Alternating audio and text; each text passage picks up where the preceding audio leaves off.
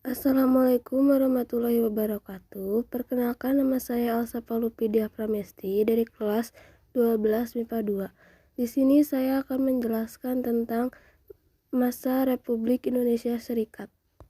Yang pertama ada pengertian Republik Indonesia Serikat.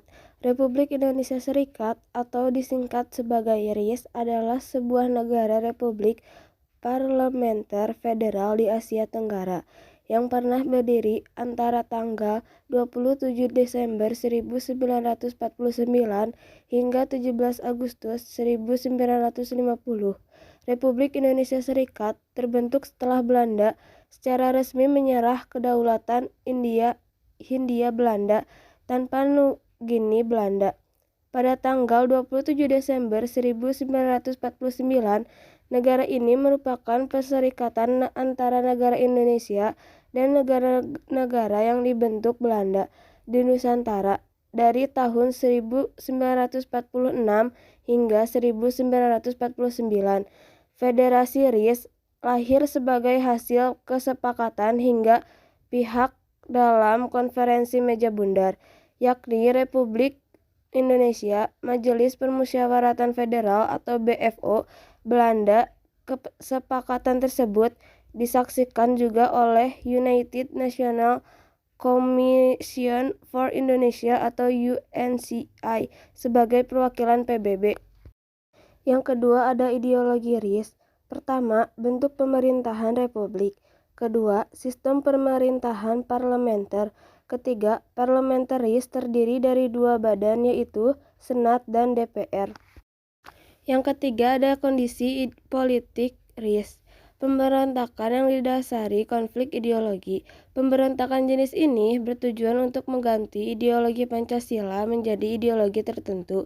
Contohnya dari pemberontakan karena konflik ideologi adalah pemberontakan DITII pada tahun 1949, pemberontakan PKI pada tahun 1948, dan pemberontakan G30 SPKI pada tahun 1965. Yang kedua ada pemberontakan karena konflik kepentingan. Pemberontakan jenis ini disebabkan karena adanya konflik kepentingan antara suatu kelompok atau organisasi dengan pemerintah. Contohnya dari pemberontakan karena konflik kepentingan adalah PRA, Andi Ajis, dan RMS. Yang ketiga, pemberontakan karena sistem pemerintahan. Pemberontakan jenis ini disebabkan karena masalah pergantian sistem pemerintahan dari federal ke negara kesatuan. Contohnya dari pemberontakan jenis ini adalah PRRI pada tahun 1958 dan Permasta pada tahun 1957. Yang ketiga ada kondisi ekonomi RIS. Yang pertama, belum terwujudnya kemerdekaan ekonomi. Kondisi perekonomian Indonesia pasca pengakuan kedaulatan masih dikuasai oleh asing. Untuk itu, ekonomi pengagas untuk mengubah struktur ekonomi kolonial menjadi ekonomi nasional. Salah satu tokoh ekonom itu adalah Sumitro Joyo Hadikusumo. Ia berpendapat bahwa bangsa Indonesia harus selekasnya ditumbuhkan kelas pengusaha. Pengusaha yang bermodal lemah harus diberi bantuan modal. Program ini dikenal Gerakan Ekonomi Program Benteng. Tujuannya untuk melindungi usaha-usaha pribumi. Ternyata program Benteng mengalami kegagalan. Banyak pengusaha yang menyalahgunakan bantuan kredit untuk mencari keuntungan secara cepat. Yang kedua ada perkebunan dan instalasi-instalasi rusak. Akibat penjajahan dan perjuangan fisik, banyak sarana, prasarana, dan instalasi industri mengalami kerusakan. Hal ini mengakibatkan kemacetan dalam bidang industri. Kondisi ini mempengaruhi perekonomian nasional. 3. Jumlah penduduk meningkat cukup tajam. Pasca pengakuan kedaulatan, laju pertumbuhan penduduk meningkat. Pada tahun 1950, diperkirakan penduduk Indonesia sekitar 77,2 juta jiwa. tahun 1955 meningkat menjadi 85,4 juta jiwa. Laju pertumbuhan penduduk yang sangat cepat berakibat pada peningkatan impor makanan. Sejalan dengan pertumbuhan penduduk, kebutuhan akan lapangan pekerjaan meningkat. Kondisi tersebut mendorong terjadinya urbanisasi. Keempat, utang negara meningkat dan inflasi cukup tinggi. Setelah pengakuan kedaulatan, ekonomi Indonesia tidak stabil. Hal itu ditandai dengan meningkatnya utang negara dan meningkatnya tingkat inflasi. Utang Indonesia meningkat karena Insinyur Surahman selaku Menteri Keuangan saat itu mencari pinjaman ke luar negeri untuk mengatasi masalah keuangan negara. Sementara itu, tingkat inflasi Indonesia meninggi karena saat itu barang-barang yang tersedia di pasar tidak dapat mencukupi kebutuhan masyarakat. Akibatnya, harga barang-barang kebutuhan naik. Untuk mengurangi inflasi, pemerintah melakukan Sanering pada tanggal 19 Maret 1950.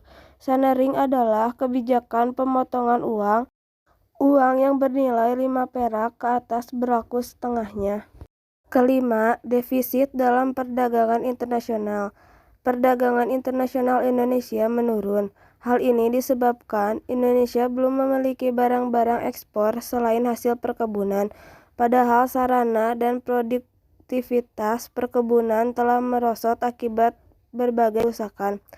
Keenam, kekurangan tenaga ahli untuk menuju ekonomi nasional.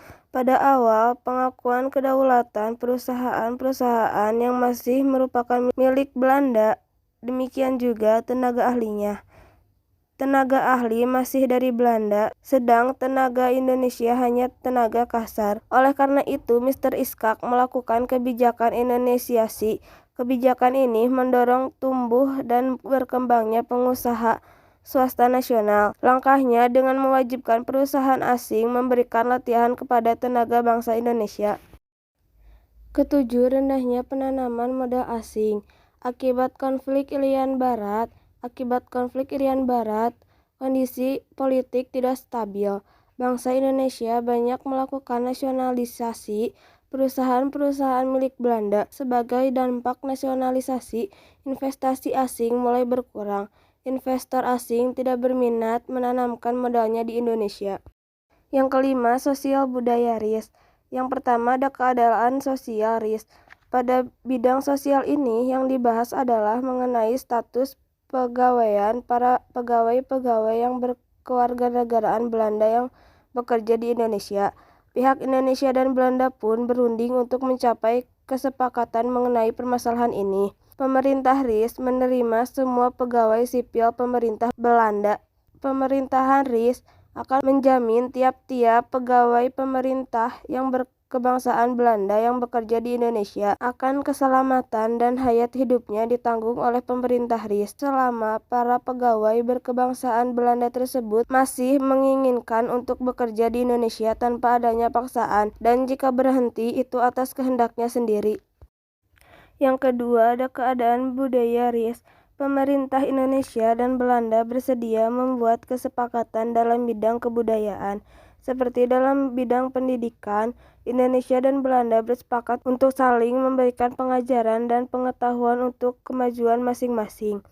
Antara Belanda dan RIS telah bersepakat bahwa dalam hal pengetahuan, pendidikan, serta kebudayaan diadakan kerjasama dan pembangunan kebudayaan. Pemerintah Kerajaan Belanda bersedia untuk bertukar orang-orang yang ahli dalam ilmu pengetahuan dan kebudayaan. Dalam kesepakatan itu pula tentang pemeliharaan benda-benda yang dimiliki pemerintah Kerajaan Belanda dan RIS secara bersama-sama.